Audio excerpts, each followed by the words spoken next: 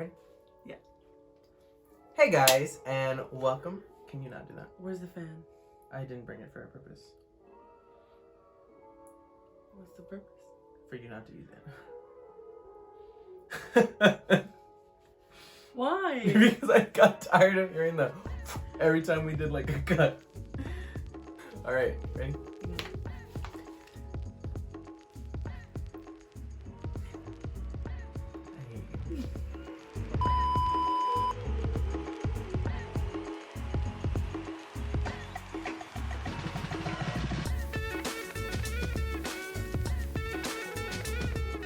Hey guys, and welcome back to Third Act Thursdays. This week we're going to be reviewing Hairspray from Edinburgh High School. I'm gonna say it again, even though I've said it for like the last 4 weeks. I did not see this show. So, yeah. Here we are again. Disappointing everyone. Me. Daniela did, thankfully. So this is gonna be another one of those videos where it's just her reviewing it and me just kind of like steering the conversation. So let's just get right into it. I mean, I think we're ready to hit it off, right?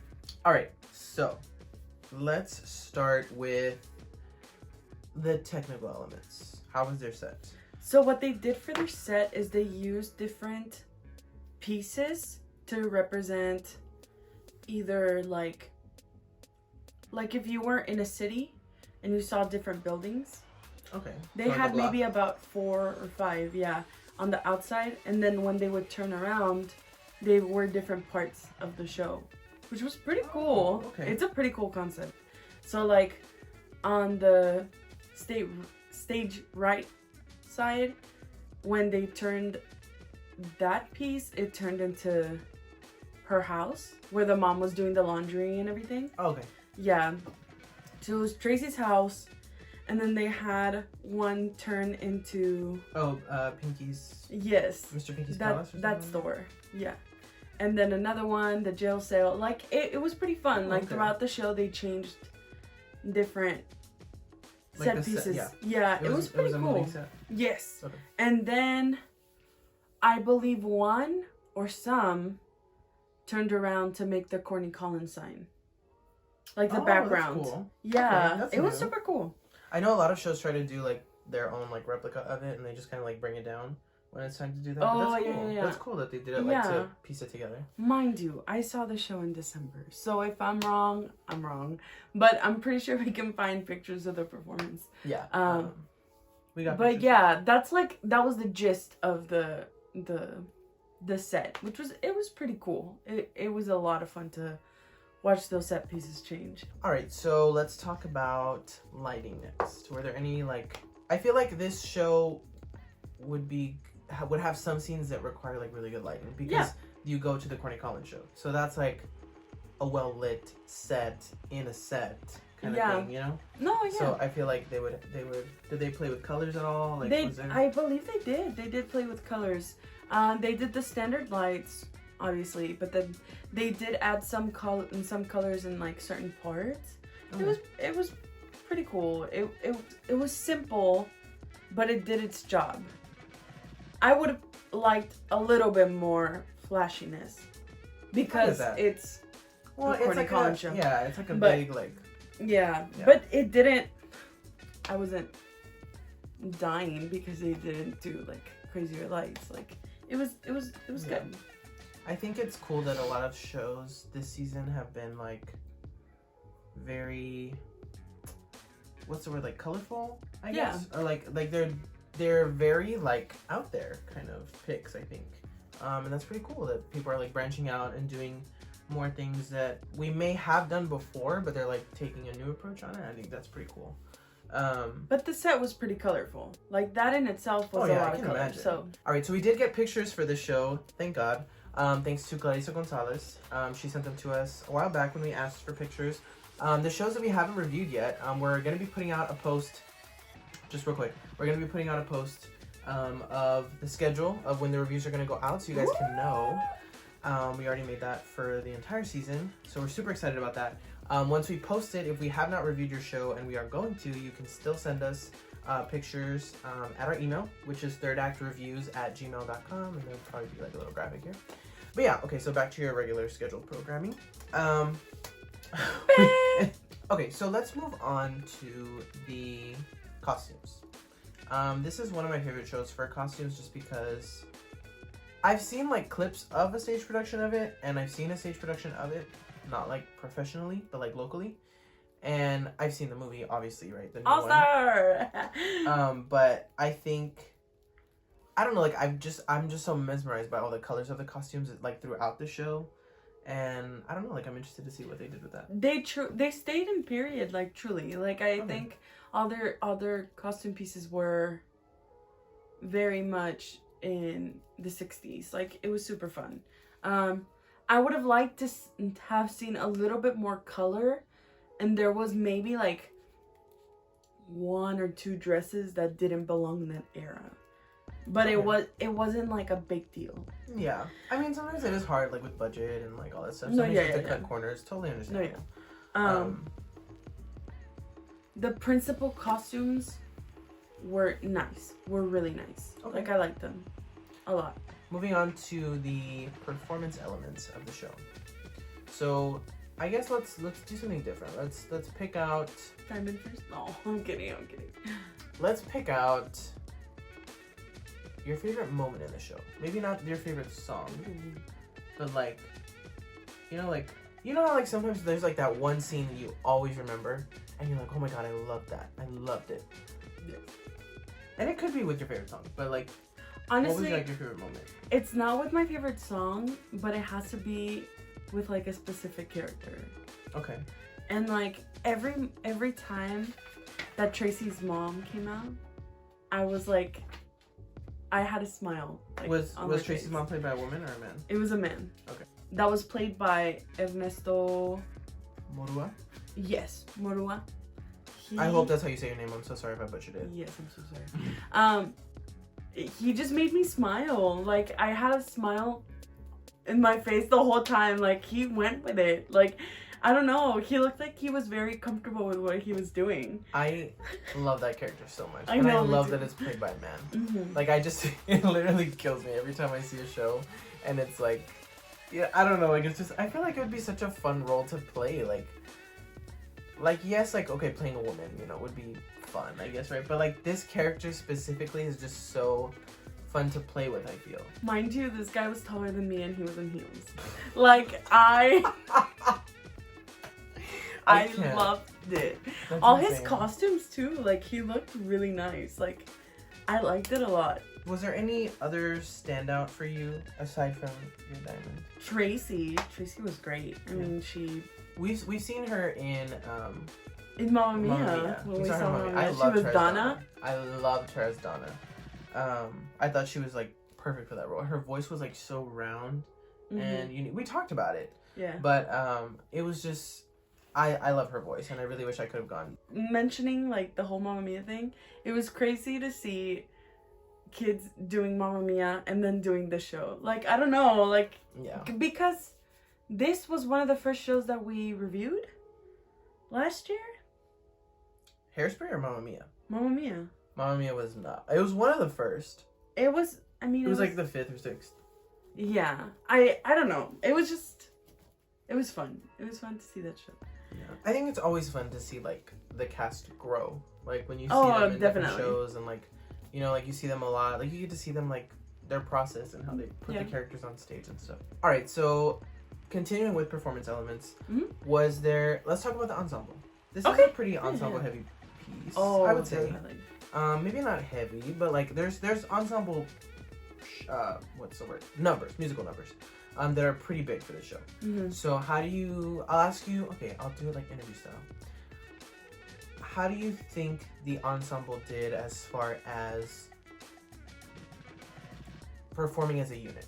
Like, was it good with like blending? Was it good with how the chemistry they had with each other? Were they reacting to each other? Like, how did that work? I would have loved to have seen a little bit more blending within the ensemble and dancing, like performance in general. I think there were a lot of moments where the ensemble could have been a lot stronger, whether it was supporting vocals with like background singing or even like background dancing. Like there's something about being in the ensemble that's so special, yet it's so demanding. Like you have to be so focused for it, and I feel like I wished I could have seen a lot more focus. You have to be able to balance out everything, and that could be it. I mean, but they looked like they were having a blast. Yeah, we've both been in ensembles, so we know like what it's like to kind of like, I don't want to say pull back, because like I don't think the ensemble ever should pull back, but it's more so like understanding like you're not one, you're one. Yeah. So like it's kind of like, let me play off their energy and let me match it so that we're all on the same page kind of thing. And then like that is a good ensemble. And you help with storytelling. Like that's your main goal as an ensemble. The ensemble is a big part of every show. Oh, definitely. No matter how big or small the show is. Uh-huh. Even if your ensemble is, you know, like 10 people, 15 people. Yeah. Or if your ensemble's 40. Like, I mean, it really does take a lot to work as a group, as opposed to when you are your single character and like you're, you know, you have your own thing to do. Yeah. I want to move on now to the vocals. Okay. So this musical has some pretty iconic songs, I think. Mm-hmm. And I want to know, I'm interested to know how they came together, I guess. Like how they came across. Was there like a special interpretation of a certain song, or I think the only issue or the only comment that I have for vocals goes back again to the ensemble. Okay. Because there were moments where the backup vocals were lacking the support for the lead characters. But I did have a few standouts when it came to like vocal strength and people that have grown from last year. The guy that played Link, Martin Mena. Okay, he was one that I was very impressed because we saw him in Mamma Mia. Okay, and he played Sam. And seeing him again as another lead character, you could tell that there was a lot of improvements and like he worked on his stuff. And he was definitely one of my standouts for sure. Even the girl that played Amber, her name is Amber. Even her, like she was a pretty good standout when it came to 9th grade. What, girl? Oh wow. Get it. Even her, like her attitude, and I would have liked to have seen a little bit more attitude when it came to the mean girl aspect. But her vocals were good. I want to talk about one more thing before we move on, because my god, this one like shook me. The girl that played Little Ines, Deirdre Jade, she did like a flip on stage, like no way, multiple ones, and I was like, I love when shows like when do she that came out, like when she came out and she started doing that, I was like, what? Like it really impressed me. Like that girl was there to flip. I wasn't expecting it at all. And I was like, yeah, I love when shows do that, when they like put like something like that in there. You're just like, wait, what? Like you're like enjoying the show, and then it's like, and you're like, what the? It really shows you like the strengths of the hidden treasures that are like on stage. You remember that one time that Fatima did that flip and she kills monsters? I will never forget that. Like, no pun intended, that killed me. Like, it literally was like, because anyway, we're not talking about that. All right.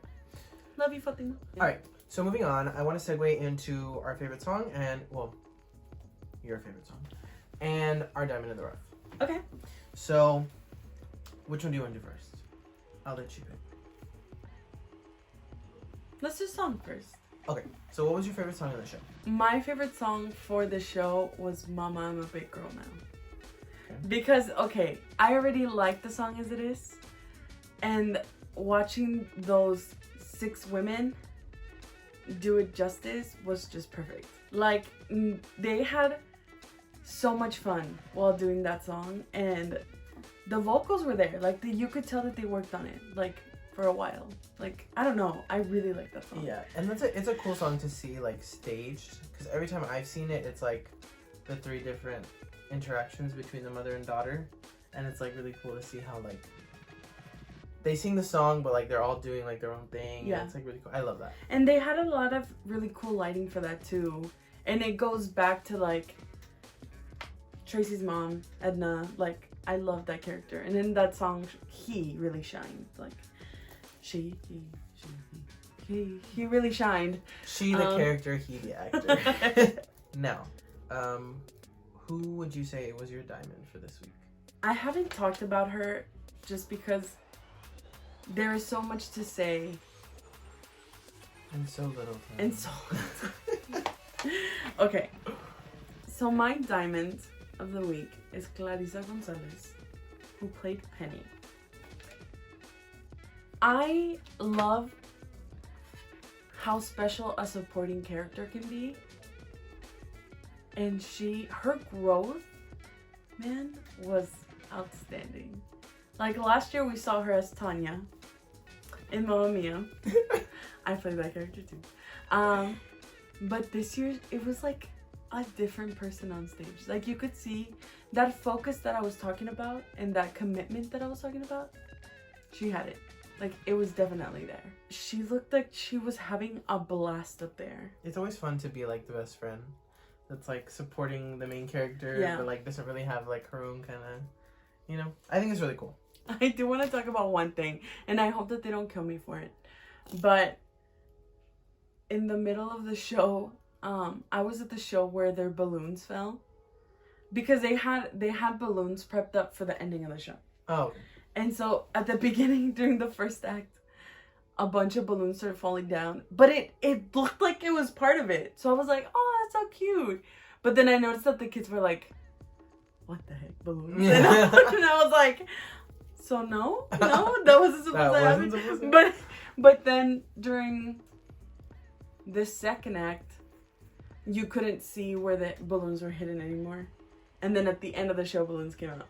So I was like, I don't know. It was just funny to me how they were like, they were playing, like, they were removing the balloons, like, in character. It was funny. Like, I don't know. But I thought it was part of it. I was like, oh, that's so cute. Like, how did they do that? And then, oh my gosh. I don't know. It was a memorable thing, like, in the show. It's funny. Alright, guys. So that's all we have for you this week. I really hope you enjoyed this video. It was really fun. Next week should be, if I'm not mistaken, the last video that I do not say anything in. But next week we will be reviewing Hunchback from Robert Vela High School, and our beautiful friend Karina will be joining us once more for that review. So stay tuned. I'm super excited. I just got really, really excited too. And yeah, so we'll see you next week. Thank you so much for watching, and as always, don't forget to like, comment, and subscribe. Thank you so much. Bye. So instead of giving me the freaking fan, he's gonna give me this playbill. Their playbill that they worked so hard on. The ones that usually sit in the back of your car and get all crumpled up. Oh yeah. Cut to his car. They're all neatly stacked. Shut up. No, they're not. Yes, they are. They are. All right. Then you go to my car, it's like... Okay. But this is the only one that we got. You really want the fan open?